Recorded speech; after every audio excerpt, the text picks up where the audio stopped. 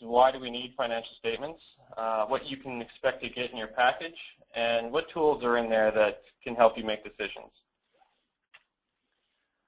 So, the first thing here is, why do we need them? So financial statements are a recurring report. Generally, you'll receive them every month that give you information regarding the financial well-being of your corporation. And there are a number of people that would be interested in these statements: owners, people who physically own units in a condo, the board of directors, individuals that are elected by the owners to actually manage the day-to-day tasks, and then, of course, third parties, which can include a variety of people, managers, potential purchasers, real estate lawyers, reserve fund studies, etc. So all of these people essentially would rely on or depend or look for information from the financial statements that you receive. So what's included in your package? So on the left side of the screen here, you'll see, as per the Condo Act, what's supposed to be in there, and then on the right side is what we provide. So as we go through here, everyone in their package will have a balance sheet. So we'll get to that: income or liabilities and assets. You have a 12-month income statement, a budget comparison, which essentially just compares month-to-date and year-to-date how you're doing against what was budgeted. In addition to that, there will be a collection of working papers and reconciliations. So this is essentially every number that you'll see on, say, your balance sheet. There will be a schedule attached showing how that number has come to. As well, there's a general ledger, which just shows exactly everything that's happened in all the accounts. And then again, if there's anything specific that the accountant thinks that you'd be interested in, there's notes. So as I said, the packages are provided monthly to the board of directors, and it's generally by a specific date as outlined in the Condo Management Agreement. And of course, we here at Larlyn take pride in making these tools available 24/7 through our Directors Connections portal, which is an online service where you can actually go online and view information regarding your condo in that form.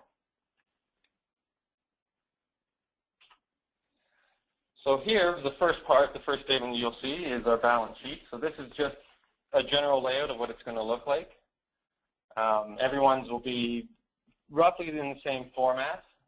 This one here has a few more items than most, but generally this is what you'll get. So we have assets, liabilities, and then capital. So drilling into this a bit more,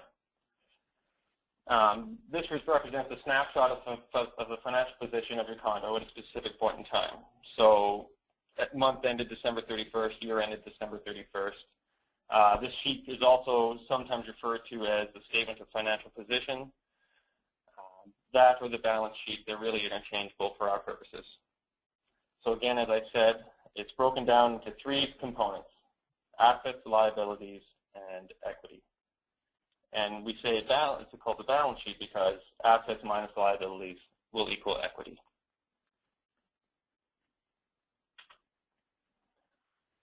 So on the asset side, some of the general pieces that you'll see are petty cash, which is just cash kept on hand to make small payments, just day-to-day little things that you may need at the condo. And then the operating cash, which is all the funds available to run the day-to-day operation. So things like paying utility bills, paying some service bills will all come out of this account. Your reserve cash account, which is all the money that's been contributed to the reserve as per the reserve fund study, which is there to cover the needs of future costs down the road, which every condo will have. So things like large capital repairs, replacing roofs, large jobs that you wouldn't tend to do day to day. Next, you'll see reserve investments. So once your reserve has reached a certain level, it's wise to invest some of it, as you won't be needing it for a number of years. This way you can earn some interest and have more money when you need it. So again, as I said, the accrued interest portion is interest earned on those investments. Moving down further, you'll see prepaid expenses. Now, prepaid expenses are essentially just that. So if you pay for insurance, say, for the entire year, you haven't used it yet. So essentially it sits in prepaid, and every single month what we do is we take off or amortize 1 month of insurance prepaid and expense it. Next you'll see we have accounts receivable. Now this one is always very important to condo boards, and it's really who still owes money, who owes the condo money, and what's still outstanding that needs to be collected. Next, and you'll see these in some occasions, in some occurrences here, we have miscellaneous accounts receivable or sundry. The best example of this is laundry income. So income we know is coming in, it just has not arrived yet. And now the last one here, due from operating. So this you'll see both on the asset side, and when I flip to the liability side, you'll see it there as well. And essentially what it is if the operating account, or sometimes in reverse, if the reserve account, but in this case, if the operating account owes reserve money, but as of the reporting date, so December 31st, the money has not been transferred yet. But to show that we've accounted for it and we acknowledge that it needs to be moved, we put it in this due from operating account. On the liability side of the balance sheet, essentially these are just negative items owed, which include accounts payable, so anything that the invoices have come in but have yet to be paid.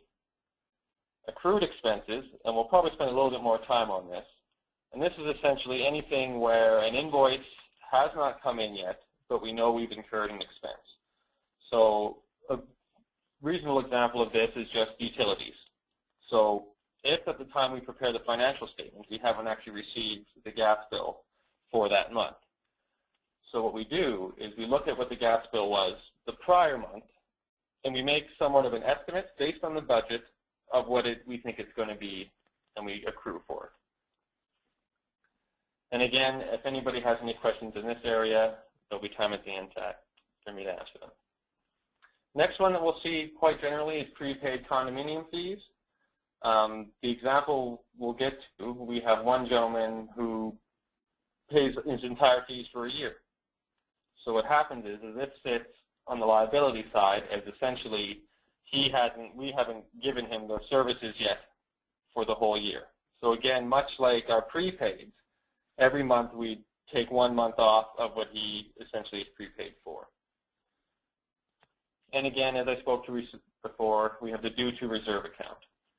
And again, this is just if we acknowledge that money is owed to the reserve fund, but has yet to be transferred, we place it in this account just to acknowledge that yes, it's there, and yes, we know it has to move. And finally, on the last piece of our balance sheet will be equity. And equity on most is going to be a beginning surplus plus the current surplus deficit equals your year-to-date equity. Now, the beginning surplus is just very much your income statement over the life of the condo. So essentially, all your revenues come in, all your expenses go out, and what you're left over with is either a surplus or a deficit. So the beginning surplus just reflects where you finished the prior year, and the current surplus is where you are thus far year-to-date. And these close out into your final surplus.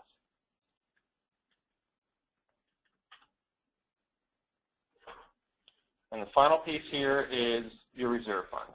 So much like surplus here, we have beginning, which is what the balance in the reserve fund as at the beginning of the year.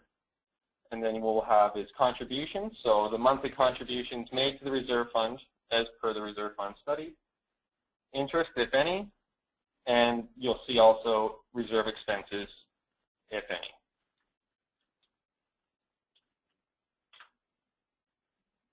The next statement that you'll see in your package is a 12-month income statement. So this is just sort of a snapshot of what the format will look like, and this is generally the same for everybody. What you have here is month over month, all your monthly expenses, and finally the total for the year. So getting into this a little bit further, the income statement here presents actual operating income and expense activity by month, and then of course a total over all 12 months. At the very bottom of this, which is what your surplus or deficit is your net profit loss. So operating income less all the expenses is either a positive or negative, so a surplus or a deficit.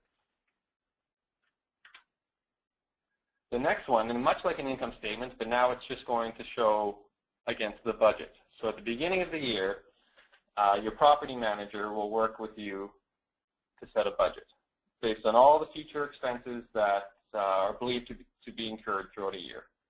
So again, this is just a snapshot of what the format looks like. So right down the center of this page, we'll have all the different items which appear on the income statement. To the left side, you'll have what's gone in there month to date and what the month to date budget was. And then, of course, a variance. So either you were over budget or you were under. On the right-hand side, we have our actuals year to date. So we have everything that's occurred for the whole year and then against the budget for the whole year. And again, we have the variance to show over or under how close are we to the budget.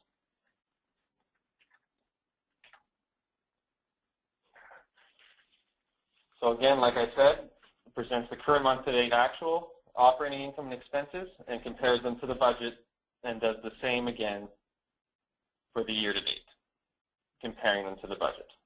And much like the income statement, at the very end, what you have is either a surplus or a deficit. So if you're over budget, if you spent more than you budgeted for, you'll be in a deficit position. If you spent less than you budgeted for, you'll be in a surplus.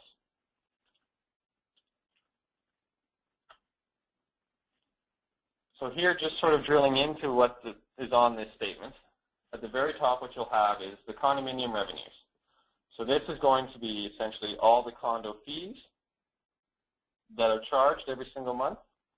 Now it's important to note here that if a fee is charged but not collected, on the budget comparison it's still going to show up under revenue. However, the other side of that is going to be in accounts receivable, where we have to follow up to ensure we get payment. In addition to the condominium revenues, some condos may have other income, which could include, again, laundry income is a big one here, or any other sort of income collected, social club fees, or if you have party room rental fees, things like that nature would fall into this category. Moving on to expenses. This is sort of just a general layout of what you'll see. So we have contracted expenses. So generally what these are is you'd have somebody contracted all year to do maintenance on the grounds, to do snow removal, to do elevator maintenance if applicable. And these would all sort of sit in this category. Next down we have, in some cases, amenities and recreation. So if in case you had an exercise room or a pool, these sort of expenses will fall into this category. Next, wages or payroll, so any site employees that are on hand, that are on staff, their salary would be shown here. And of course our resources, so all the utility bills for the month or for the year on the year-to-date will show up in this category. And then at the very bottom generally is the administration and professional dues, so management fees, insurance, professional fees, so audit fees or legal fees that are incurred, and then miscellaneous, so bank charges, photocopying, telephone, etc., are all showed up in this category. I'm just going to go back one, and then on the income or on the statement here, the final piece, either sometimes it's shown at the bottom and sometimes it's shown on top, is the reserve allocation. So when you collect condo fees, all of the money goes into your operating account. From here, a portion of that's set out in the reserve fund study and the budget is transferred to the reserve, and this is called the reserve allocation.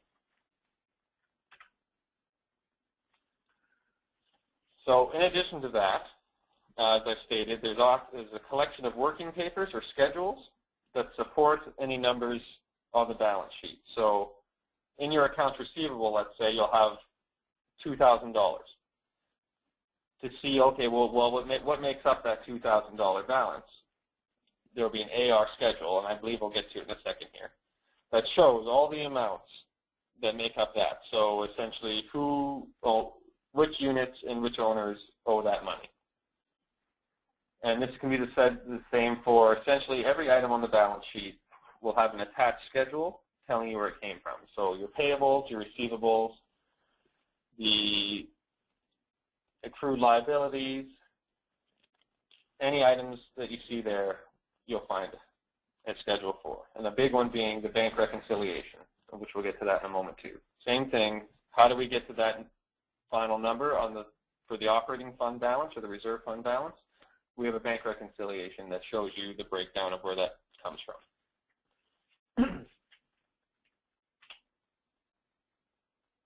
So here, and this will generally be at the very end, or almost the end, of your financial statement package, is the reserve fund summary. So on here, essentially, as I spoke to before, you'll have your beginning reserves plus the contributions, less any applicable expenses, is your final reserve. So in this case, it's split out in just a few different ways here. We have all the expenditures set out below, interest and any revenues are up top, and then you come to your final reserve fund balance. At the bottom of this statement is a little reconciliation to show what's actually in the reserve fund bank compared to what's on the reserve fund in your capital on your balance sheet. Now, where these two could differ is if we've recorded that operating owes reserve money, but at the time of the statement, it hasn't been deposited.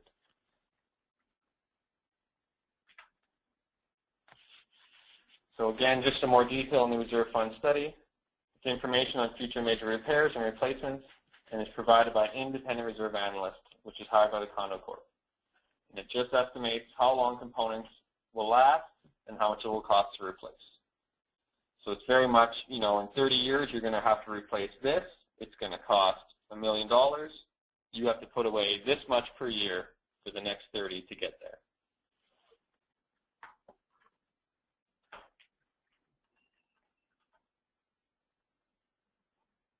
So here we are, accrued liabilities. Now, as I said before, this section is really, it's amounts that we don't have an invoice for yet, but we know we're going to incur an expense. So utilities, as I said before, is always a great example here. And you'll see on the schedule here, there's gas and hydro and water utilities. So at the time the statement was prepared, we didn't have the physical bill from the utility provider to actually enter in an expense. So we have to accrue for it, knowing it's going to happen. And the way we do that is we take the bill from the previous month, and based on the budget, and we break it down by cost per day, we make an accrual, an estimate, for the next month, and that's what gets booked into your accrued liabilities.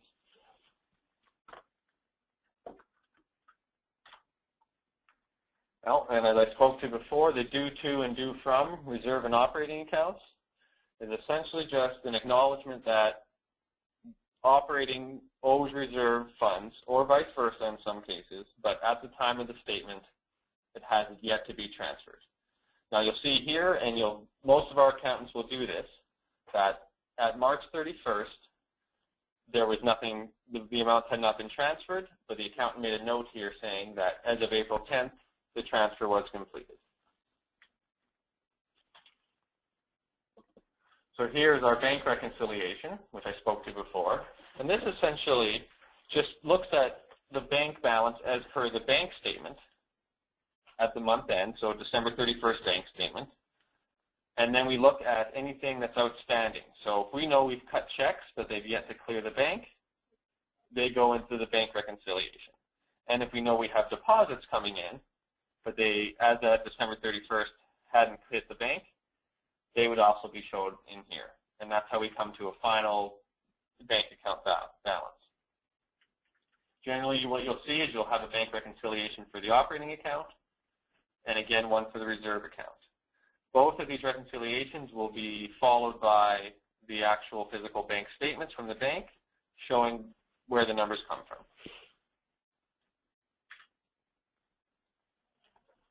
So here we have an age payable summary.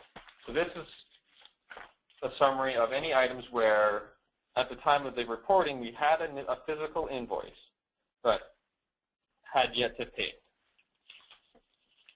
So in this case, we had a utility invoice, but at the time of December 31st, it was not paid.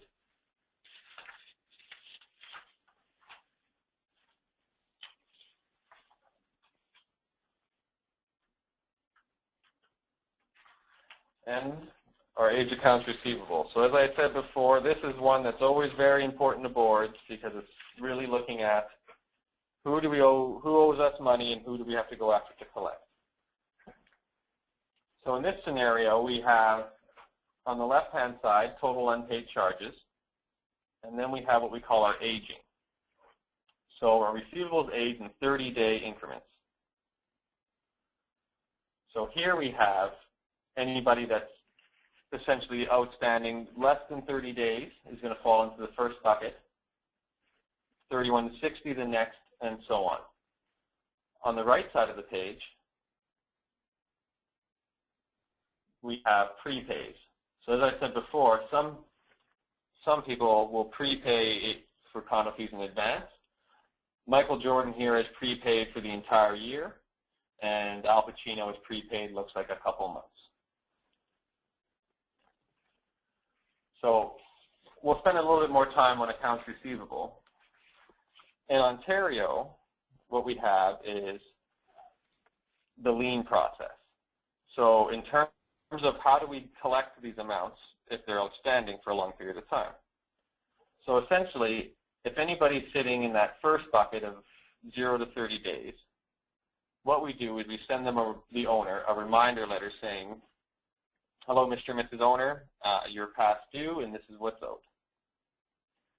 If we fast forward another month and we see that they're still not paid, then what we send is what we call a pre-lien letter. This is just essentially, it's a more harshly worded letter stating you are this much in arrears, this amount must be cleared up immediately. Next, if we go to 61 to 90 days and they still haven't paid, now what we do is we start the lien process. So we issue sort of one final warning saying you must pay by a certain day or we will lien your property. Now, then again, this is sent out generally registered mail to all the owners. And if they don't pay by the set day, we issue a lien on the property. Now this generally, once we do this, it will go to the owner and it will go to the mortgagee or the lender. And generally from this point, this encourages people to pay, as a lien will take precedence on almost any other financial expense owed and helps ensure anyway that the money is collected. If, however, you have an owner that still refuses to pay at this point, the next step is actually power of sale. So we would move to take possession of the owner's unit and sell it and use the proceeds to pay any balances left.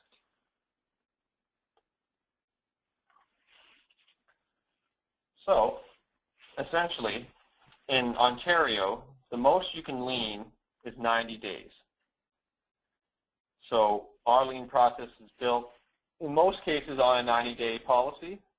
Some condos like to do a 60-day policy, and that's more up to the board of directors.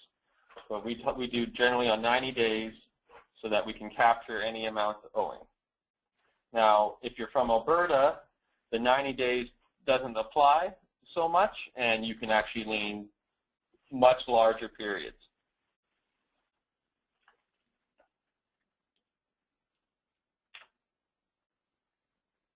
So the next piece you'll see is a general ledger. And this is just a complete record of financial transactions. So in here you're going to see every single account that pertains to your condo and all the money that's either gone in or out of that account. And it's just a really detailed look at what's gone on. So if you consider like the income statements or balance sheets are summaries, the general ledger is right down detail as to what happened. So in here you'll see all the expenses, you'll see all the income coming in, you'll see any amounts that are moved between accounts, the reserve contributions, etc.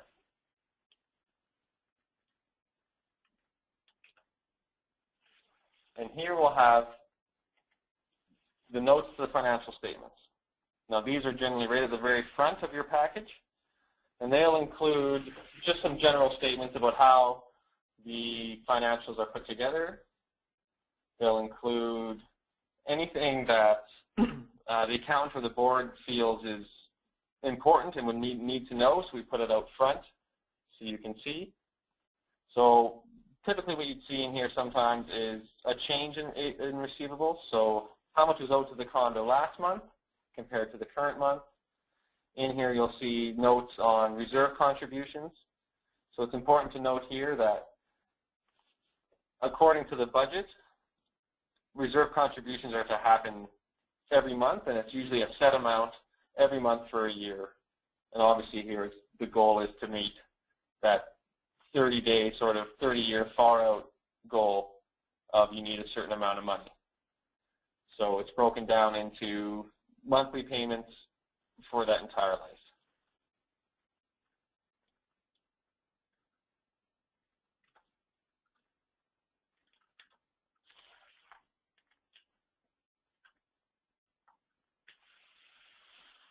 So that about wraps up all the financial statement pieces. Now there are a few, I'm going to leave it open for a bit of questions, and there's a few points I'd like to just go over again, just to make sure that we don't have any confusion.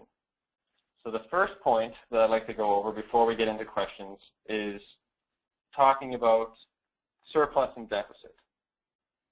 Now, if for a given year the condominium corp ends up in a deficit position, so their expenses exceeded their revenues, what needs to happen here is when the budget is prepared for the next year, that deficit needs to be cleared.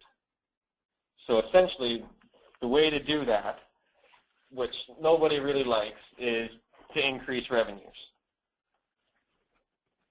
In addition to increasing revenues, you'd like to analyze what was spent last year and what was spent that was really necessary or not necessary.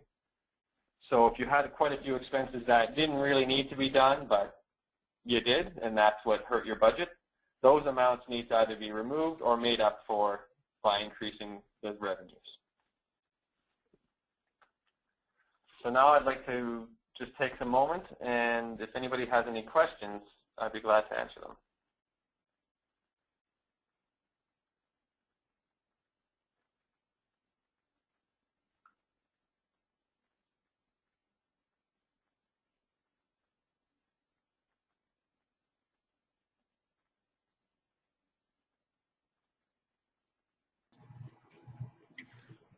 Cody, it's so I see here,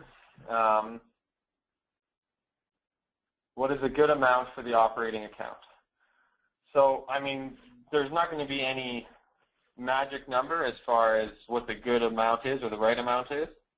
It's important to, it's important when you're preparing the budget to have a strong understanding of all the expenses that could or may occur throughout the year so that you have enough money to cover them.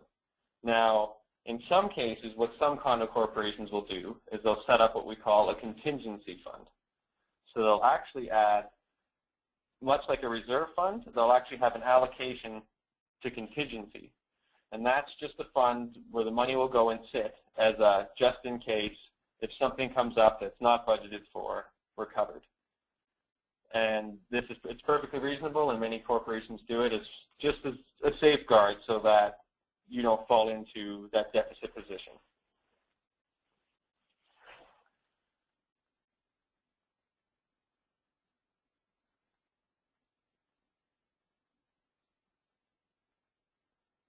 I think I've got another question here. How often are contributions made to the reserve fund? So this one here is generally contributions are made monthly. Now the way I look at this is the budget states that you need to contribute a total of X dollars for the year. So generally the easiest way to do it is just to break it out monthly. Some condo corporations will do every other month, depending on the needs of their financials. But just as a general rule, every single month the condo fees will come in and an allocation or a portion will go to the reserve to cover this.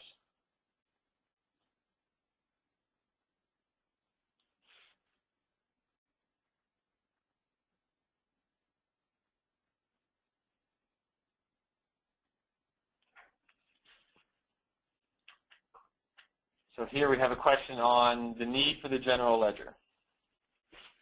Now, I agree, looking at a general ledger, it's a lot. There's a lot of information, and a lot of it may or may not really be useful as far as needing to really drill into it. If you trust the income statements and understand how that works, the need for a general ledger might not really be there. Now, we provide it because we want to give as much detail as possible, because we always have certain individuals or certain boards that they really want to get to drill down and really see. Now, of course, if a board has, unanimous decision that they just don't want to see that general ledger, then that's fine. We don't have to put it in, and we can save the paper. But of course, that decision will come from the board, and if they all agree that no, we don't really need to see that, nobody looks at it anyway, then we don't have to put it in.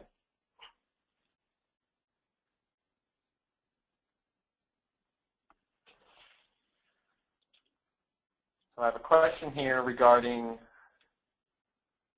special assessments. So a special assessment is essentially when you have, I'd like to call it an unforeseen expense. So something that's come up where it requires a large influx of cash, and you simply don't have enough money to cover it. Now, this is a situation that nobody really wants to be in, but unfortunately, it does happen. So what the special assessment does is, as part of being an owner of a condo corp, you are responsible for the upkeep or to pay towards the upkeep of the entire building. So that being said, if a special assessment needs to take place, everyone in the building takes a prorated share of the expense, and they have to contribute towards that in order to pay the unforeseen or the bill that there simply isn't enough money to cover. Now, how much everybody has to pay is generally just going to be based on the declaration of the condo corporation. So much like how do we come up with how much condo fees everybody pays, which there's a few different ways of doing it. It could be cents per square foot is one, or just as a percentage of space, so 2 bedrooms or 1 bedrooms, one would pay more than the other. It's broken out much the same way.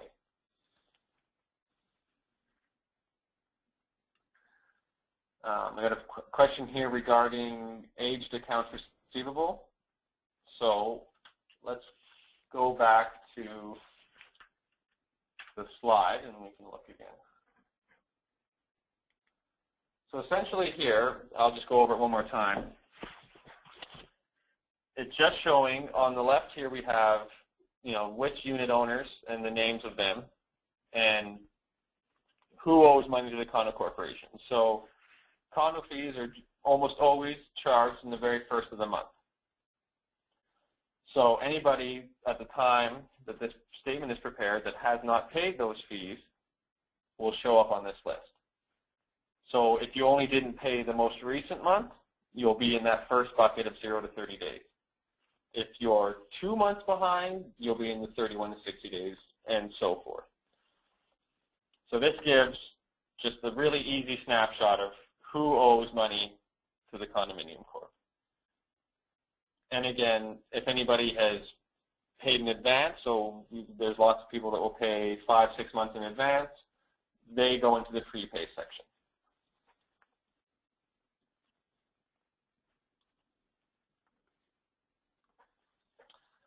So I have a question here regarding what is the role of the board versus the property manager regarding the management of the building, regarding the budget. Okay, so what the property manager is going to do is they will prepare your annual budget. So generally they prepare it themselves and then have the board review and approve, or they'll actually sit down and work with the board to prepare the budget. Now the property manager is not necessarily alone in this task. They have the property accountant as well as the property manager's regional manager, or on the accounting side, the accounting managers, that if there's something that they're just not sure of, that they can reach out to try to make the most accurate budget they possibly can. But generally, the property manager will prepare it with approval from the board. They'll bring it to the board, they review, and they sign off. And this is the point where if condo fees need to be raised, or they really need to look at what expenses are not necessary, this would be a case where you'd have to make those decisions.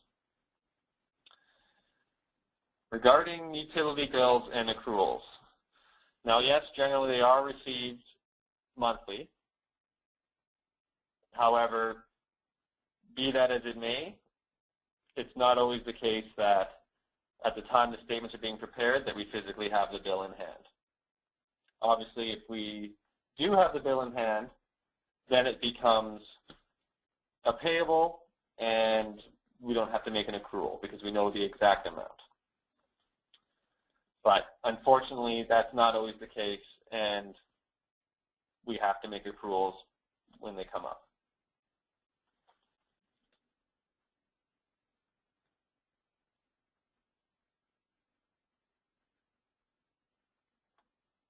Let's see.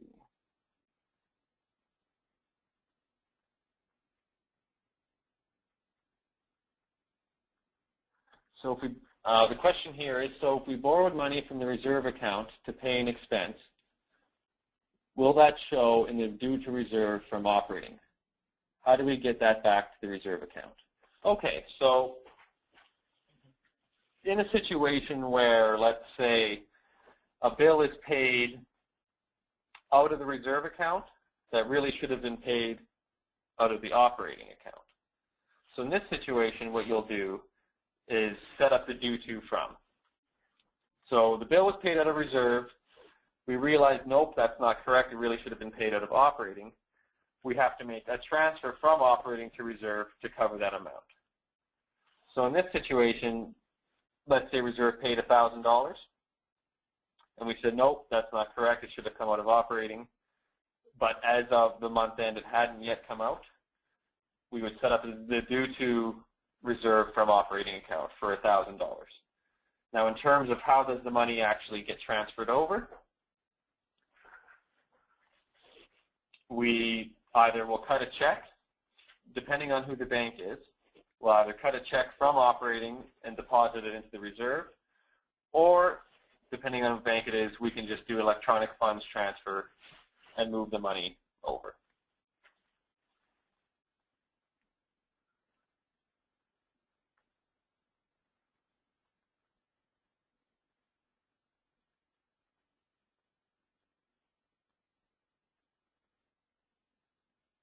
The next question here I have is, what is the time for allowing the financial audit to be done?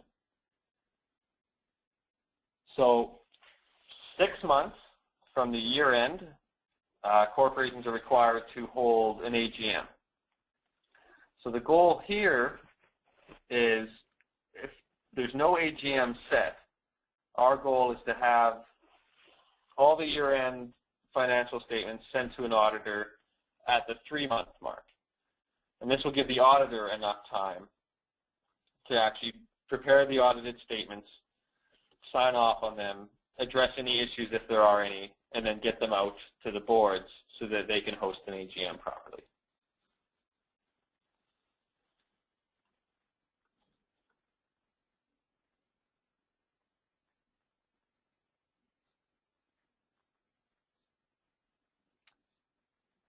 So I have a question here. We contribute to the reserve fund once a year only. Can this be deposited directly to the reserve account? So again, it's very much if you're going to do it once a year or monthly. It really depends on, there's a few factors, but it's going to depend on who you bank with and essentially who, whether it's Larlyn or the board that controls the bank account. So ideally, in the perfect world, we can just use electronic funds transfer. So if it's on December 31st of every year, we just make the entire reserve fund transfer from operating to reserve electronically. That's great. Otherwise, what we have to do is cut a check. Now, for cutting a check, some checks actually have to be signed by the board as opposed to having Larlyn sign them. So in this case, we'd cut a check. It would go to the board for signature, and then from there it would go on to be deposited.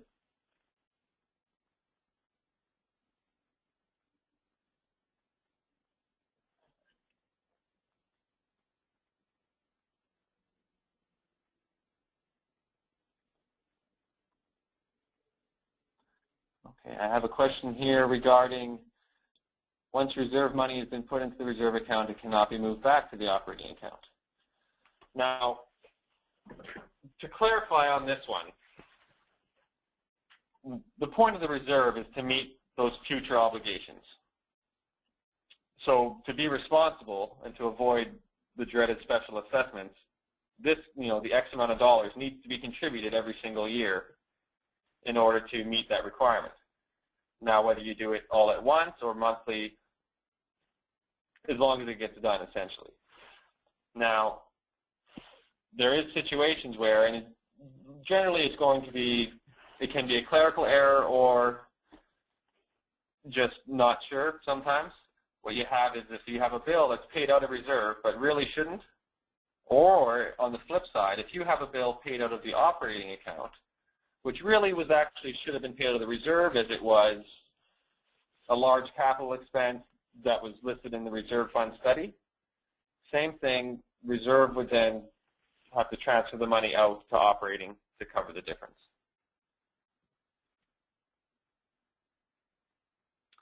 So the way I look at it is you have a budget for the year of how much money needs to go to your reserve account.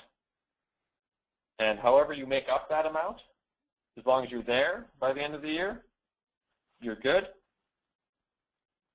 What you want to really worry about is we have situations where, oh, well, we're short on funds, we'll just pay it out of the reserve and that'll be okay. But really, you don't want to play that game. If you're short on funds, there's usually a bigger issue, i.e. your receivables might not be where they need to be. You might have a lot of money outstanding, or your condo fees aren't high enough to support the expenses. So transferring money to reserve to just cover those types of things is not a road anybody wants to go down, and it just leads to future problems later. Because at some point, the money has to be made up. So whether it's made up by drastically increasing condo fees, whether it's made up with special assessments, it's just not the way you want to run the corporation.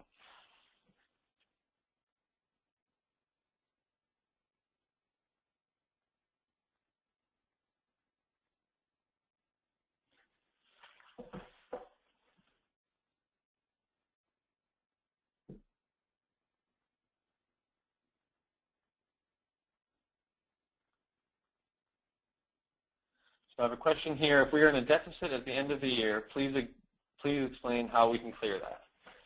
So let's say at the end of the year, you have a $10,000 deficit. So essentially, at the beginning of the next year, you're starting $10,000 negative. So the way to clear that is when you're preparing your budget for the following year, you need to allocate enough revenue to not only cover all your expenses, but to make up the deficit so that at the end of the next year, you're essentially at zero. or at a surplus position. So the way to do that is either cutting expenses to things that might not be necessary, or raising condo fees to make up the difference. And that would be how you'd clear a deficit.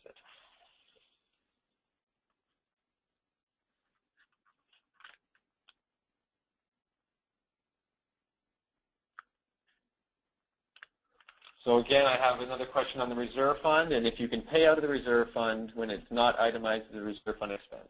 Now, the purpose of the reserve fund study is very much outlining the long-term needs of the corporation.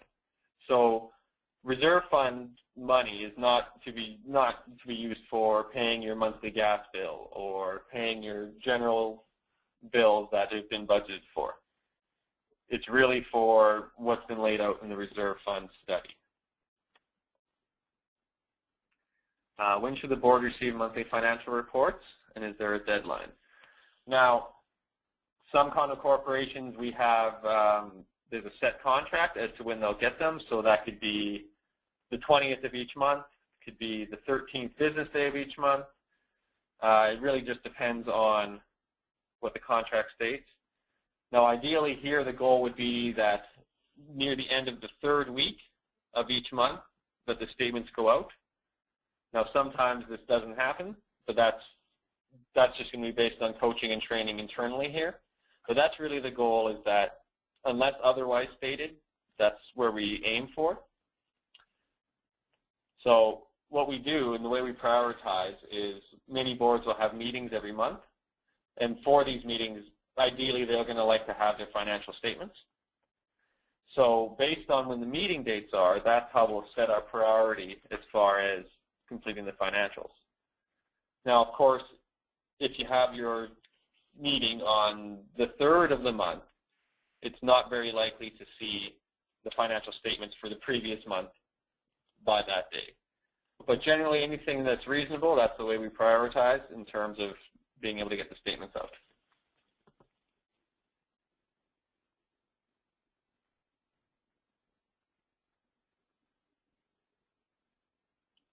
I have a question here. Can the accrual versus the invoices be marked?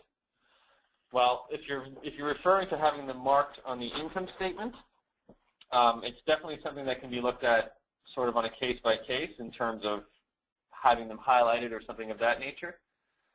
But on the schedule for accrued expenses, here is where you'll see all the amounts that make up the total accrued expenses. So whether it's all your hydro bills, any bills where you have yet to receive an invoice, but you know that a cost has been incurred, you have to accrue for it.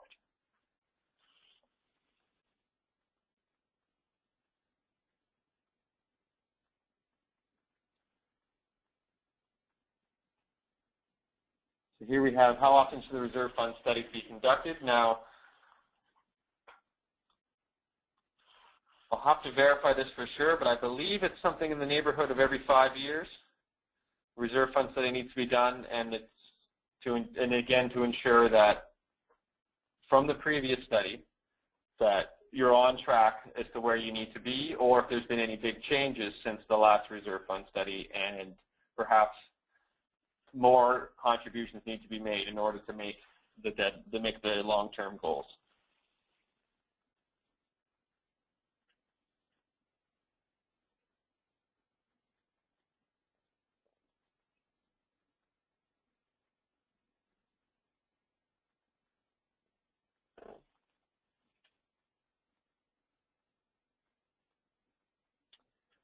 Is it necessary to audit yearly if you're dealing with a small condo corp? Well, the way that the law works in Ontario is yes. Audits have to take place every year as per the Act, and there's not really any way of getting around that.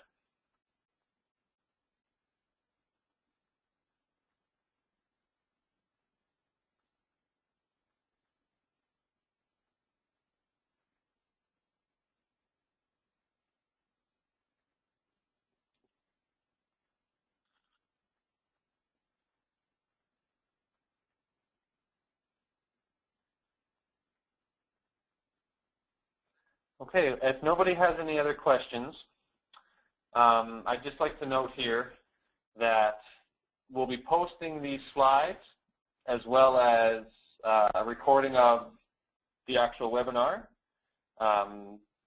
You'll be receiving an email as to the details and where that can be found.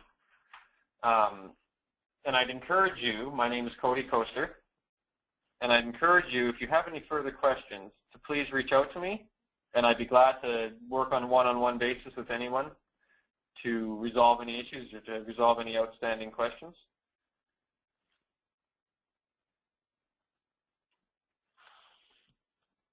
But if I don't have any other ones, then I'm going to turn it back over to Julian Holmes. So thank you everyone for attending, and have a great evening.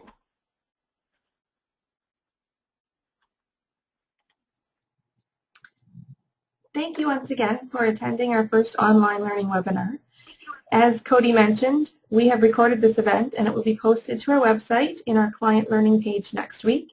I plan on sending an email to all those who registered for this event with a link to the recording, and will include a copy of the slides that Cody shared tonight. And later in the summer, a more detailed ebook, it'll be a free downloadable ebook, similar to the styles of the information that is on our website now, on this subject, with a lot more detailed examples. I will be monitoring some of the questions if there's more that come in as well, to make sure those are included. We'll cover some budgeting, which is our next topic for our webinar in September. That will be in the ebook as well. So there's lots more information coming out of this evening as well. So thank you once again, and enjoy the rest of your evening.